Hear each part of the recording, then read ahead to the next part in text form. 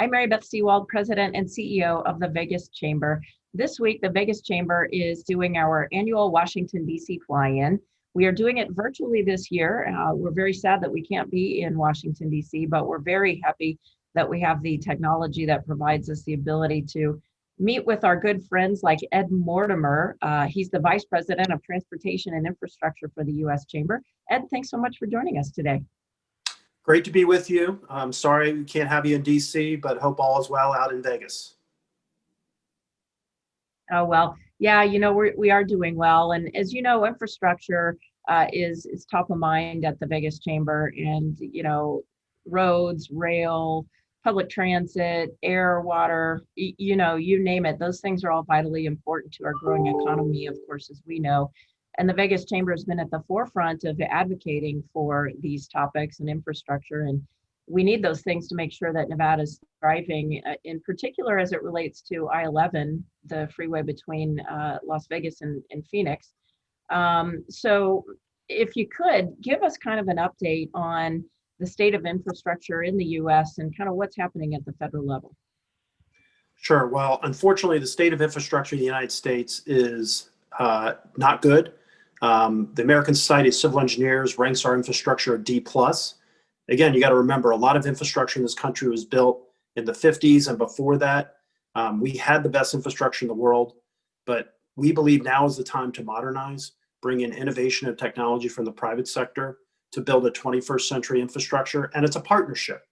Federal government has to lead, but state, local, and we can bring in a private partners. So we're all in this together. We have been working to get a long-term bill done in Washington. Unfortunately, election year politics have kind of interceded, and we're now pushing for a one-year extension of our federal highway and transit programs, with making sure we have enough funding to get through next year. And hopefully that gives the new Congress and our new elected officials who will be seated in January an opportunity to really do a long-term plan, so then our state and local governments can do their parts. So we can have a 21st century infrastructure. So Ed, what might be the the timing on something like that? Sometime next year, or is that way too optimistic? No, so I think in the short term, we're going to get done by September 30th, a one-year extension of the highway and transit programs.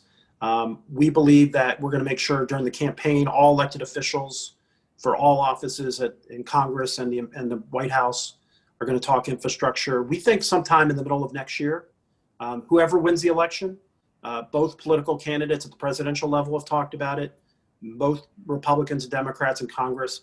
Our frustration is we've heard this for about 4 years and we didn't get a lot of action. So we're going to continue to have business leaders around the country remind elected officials it's okay to vote for infrastructure. These are assets that benefit the business community, that actually provide a quality of life for all Americans. And a lot of our infrastructure was built in a different time.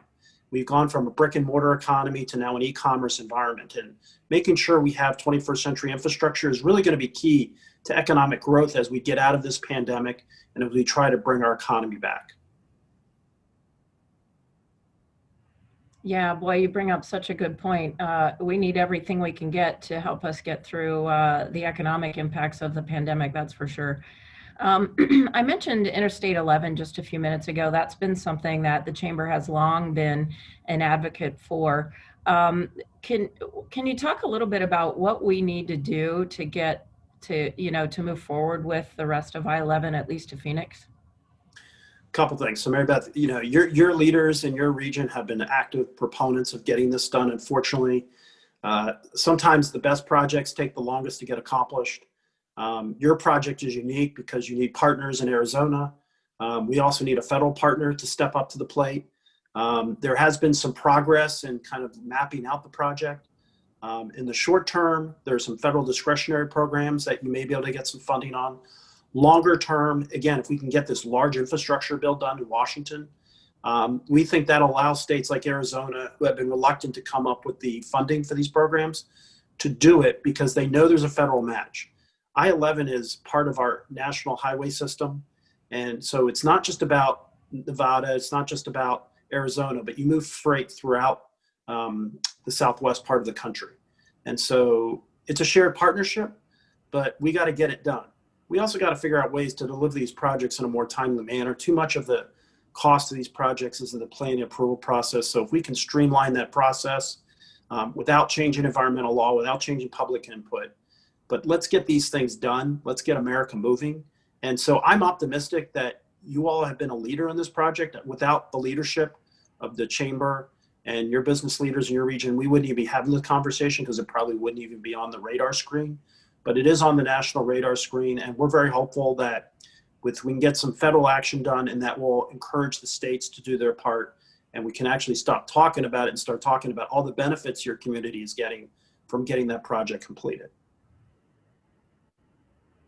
Well, and Ed, public transit is another issue that we're focusing on in Las Vegas, especially when it comes to transportation along our resort corridor. What is the next generation of mass transit, and how is the federal government supporting those efforts? Right. Well, I'll tell you, we really learned a lot about mass transit through the pandemic. In urban areas, it's critically important. So making sure that it could be a bus, it could be a light rail. I also know that, the private sector looking at Hyperloop, things in the future. But we got to start that planning now.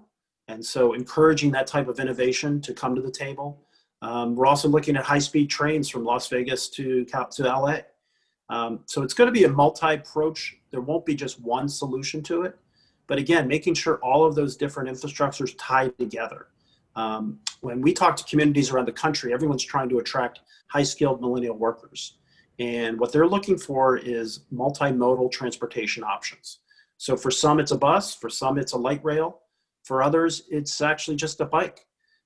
So communities that are able to address those issues, I think, are the ones that are going to get the most success economically in the 21st century. All right. Well, once again, Ed, thank you so much for sharing your insights with us. We really appreciate everything you do at the U.S. Chamber. And thank you again for being with us. Great to be with you. All right. For all the latest details about the Vegas Chamber's Washington, D.C. fly-in, you can follow us on vegaschamber.com, on social media at LV Chamber, #DC in LV. I'm Mary Beth Sewald. Thanks for joining us.